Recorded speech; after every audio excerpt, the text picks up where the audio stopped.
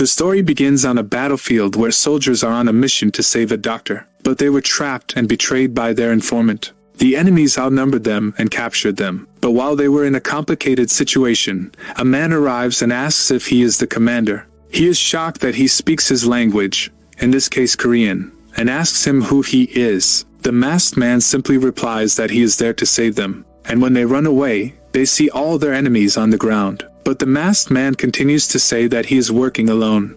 Enemies arrive, but the masked man manages to neutralize them alone. He moves very fast and takes a lot of risks. The commander understands that the masked man is not a soldier but a mercenary. When the mission was over, they were bombed and the mask of the mercenary fell off. The commander is shocked to discover that he is a kid. The story picks up 6 months later in a high school in South Korea where a new student is introduced to the class, Ijin-yu. While the other students are talking about the new student who arrived, Ijin's little sister named Daeyeon says that she thought he died in an accident with his parents, but in the end, she met him 10 years later. But at the same time, some other girls come to Daeyeon and tell her to give him her sports outfit, and they start harassing her and even hitting her. The other students next door act as if nothing is happening. On Ijin's side, the trouble starts as soon as he goes to sit down because someone tries to knock her down. He remembers his commander in his other country telling him to avoid fights when he arrives in Korea. Ijin naively answers as a good mercenary that he is not a beginner. He is not going to risk dying when he does not know the situation in this country. Except that his commander tells him that it is not for Ijin that he is afraid, but for his adversaries. The classes begin for Ijin, who has memories of the war and thinks that this country is quite peaceful. At the end of the course, he waits for his sister to return with her to their grandfather with whom they live. On the way back, they meet one of Daeyeon's stalkers who is making fun of her with another guy. Except he doesn't know who he's dealing with. Ijin tries to ignore him as advised by his commander, and his sister apologizes. But seeing Daeyeon's face, he can't hold back and slaughters the guy in front. The second one arrives and also ends up on the ground in one shot. His sister and the girl who was harassing him are shocked, and Ijin immediately changes his behavior. At home, Ijin is also the perfect man who smiles all the time, does the dishes. He is really happy to be with his family. While he was sleeping, he also dreamed about his family. But this time it was about the plane crash. He wakes up with a start. He sees that his sister has made him breakfast, and she tells him that she has to leave for school early. A little later, we see again the girl of the day before who tells everything to Huijin, the leader of the group of stalkers. But that will not stop them. Directly, Huijin goes to Daeyeon and tells her to follow her. They then start to beat her. Huijin tells Daeyeon that it's going to be bad for her brother because she called her big brother. And apparently, her big brother is very strong and scares everyone. And just then, we see a group of guys coming to Ijin's class. Daeyeon hurries to his classroom to warn him, and she arrives with her clothes all dirty and blood on her face. And we have a flashback of one of Ijin's classmates who gets to know him. And when he learns that his sister is Daeyeon, he explains everything to her. He tells him that she was quite popular in high school, but that since a while, Huijin became jealous of her and started to harass her. And as her big brother is Jisoo, a very violent guy, nobody does anything. We are now back to the moment when Jisoo arrives to face Ijin. He sends his gang first, and Ijin tells his crying sister that she doesn't have to apologize. She is the victim in the story and that he is going to settle everything. The three guys start to attack him, but none of them manages to hit him. Without any effort, he destroys them and puts them all on the ground. Meanwhile, Jisoo watches his friends being slaughtered. He wonders if this guy is really human, and the whole class is shocked. Jisoo then attacks him with 2 kicks which are both blocked by Ijin without hardly moving. And then he puts a big punch in his face. And once on the ground, he chains him with a kick and knocks him out. Ijin then starts to walk towards the girls, but his sister stops him. Ijin tells her that he knows that she is being harassed, and that they have just beaten her up, but his sister tells him that it is settled now. He then walks her quietly back to her classroom, and everyone in the room is completely shocked. Daeyeon tells him that he fights really well, and Ijin thinks about his old job. He remembers the country at war, and he says that there, everyone was thinking only about themselves. But when it came to their family, everyone had a different attitude. Ijin, who has never experienced this, finally begins to understand these people, since he now has a family.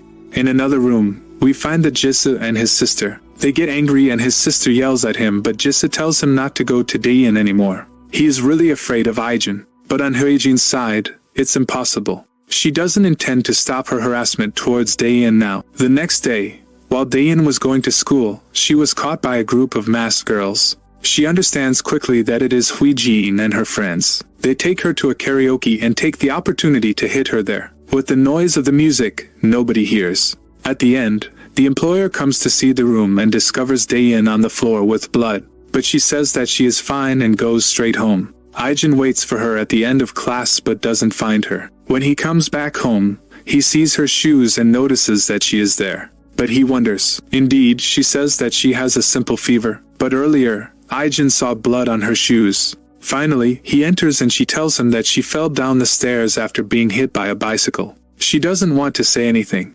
especially since her attackers were masked and Huijin's family is quite powerful. But Aijin is not stupid. He goes straight out of his house and heads for a nightclub. In this nightclub, we see Jisoo and his gang who say that they will take revenge on Aijin, and they don't intend to do it fair. At the same time, Jisoo gets a call from his sister who tells him that she also took revenge on Daein during the day, and at the same time, Aijin arrives in the nightclub. The timing is perfect, and we don't know how he found them, but that's not the problem now. All of Jisoo's buddies start to attack Aijin and even use weapons, but Aijin manages to dodge everything and knocks them out one by one. He managed to analyze the situation and make a strategy at the same time as they attacked him. It's Jisoo's turn and Aijin tells him to be careful. He chokes him and tells him that this is his last warning. He also adds to be careful with Huijin, because if she touches Daein again, it's Jisoo who will pay the consequences. Huijin goes to her brother right after, and he yells at her. Jisoo tells his sister that if she touches Daein again, he will take care of her. And later, we see Jisoo in the hospital with Huijin and their parents. Huijin told them that they have been assaulted, but their parents don't want to let the school take care of it, so they go and contact some mobsters they work with. They ask the mobsters to personally take care of the one who beat up their children, in this case Aijin. The mobsters go to his grandfather's house, but Aijin, who understands that the situation is rather strange, follows them without saying anything. When they arrive at the mafia's house, their boss says directly that he is going to call Jisoo's family to tell them that it is settled. But he notices that strangely, Aijin is not afraid at all. The two minions attack Aijin with a bat, but he counters them. He protects himself easily and manages to put them down quickly. The boss is shocked, and he says that Aijin is not a simple high school student. He is shocked and prepares himself to face him. He manages to dodge the blows and sees at the same time that Aijin analyzes perfectly the fight. He manages to protect himself and to counterattack. When Aijin starts to attack, the boss of the mafia can't protect himself and falls. He says that this kid is very experienced and that he had to work a lot to get there, and to attack him is a very bad idea. We see the parents and Huijin waiting for news from the mafia boss. And when he calls them, the father apologizes to the mafia boss for asking him to take care of a little high school student. But the mafia boss replies that he should be the one apologizing to him, because he didn't succeed in his mission. And the father is shocked, since the boss is a famous fight in the mafia world. At the same time, the parents hear noise near their location. We see all the guards knocked out. It is of course Aijin who arrived to their house. The mafia boss is even thinking about retiring. Once in front of the parents, they are completely shocked. They ask Aijin how he got there, how he found where they lived, and how he overpowered all the guards. The mother doesn't care because now he has assaulted her children, the guards, and broken into the deputy's house. So she calls the police to finally settle this matter. During the call, Aijin pulls out his phone with a video that shows Huijin beating up his little sister with his band. Indeed, he went to get the videos of the surveillance cameras and has evidence. He also has videos of Jisoo beating other students in the school and many other evidence. He tells them that just like them who hired mafiosi to protect their children, he protected his sister. The father then offers to pay Aijin for his sister's care and compensation, but he says he doesn't need it. The only thing he wants is that his sister never sees her children again. The father says that he will send them to study abroad. Aijin adds that he doesn't want to see them anymore from tomorrow. Then he quietly returns home as if nothing had happened. He tells Daein that she doesn't have to worry anymore. From now on she won't fall down the stairs. She is completely shocked when she learns that they are going abroad and that her brother knew everything. But before leaving, Huijin didn't intend to let Daein off so easily, so she got together with all her friends. and as soon as they were all together, Aijin comes into the room with a mask. He tells them that it's good that they are all there. All the girls who attacked her sister in the same place. A little later, on TV, a video of a high school student's aggression is published. And on the video, it is indeed the deputy's children who are shown. The mobster goes to Aijin at the same time and tells him that he had an agreement with the deputy. Aijin thought that he could not settle this matter publicly, so he had to wait so that he could do it discreetly. He tells the mobster that he just has a bad temper. He also adds that he will now be too busy to deal with him. On TV, evidence came out about the congressman who laundered money and manipulated the election. It was actually Aijin who stole the documents from the mafia boss he beat the day before. At school, Daein is now quiet and tells Aijin to have fun with his friends. He talks a little with Yangshan, who suggests to meet him after school. Other students also come to talk to him now that everyone knows that he beat Jisoo twice. At the same time, new students arrive in the class. Yuna Shin, the granddaughter of the CEO of SW, the biggest company in the country, and with her, Seokju go. They have been raised together since childhood, and Seokju must be her bodyguard. Yuna is directly intrigued by Aijin because he was not on the list she received. And even when she looked at him, Aijin ignored her completely. After receiving the information about Aijin, Yuna and Seokju are wondering, is he really Daein's brother? Why is he back only a week before their return? They decide to investigate Aijin. Aijin, on the other hand, is enjoying with his friends at the internet cafe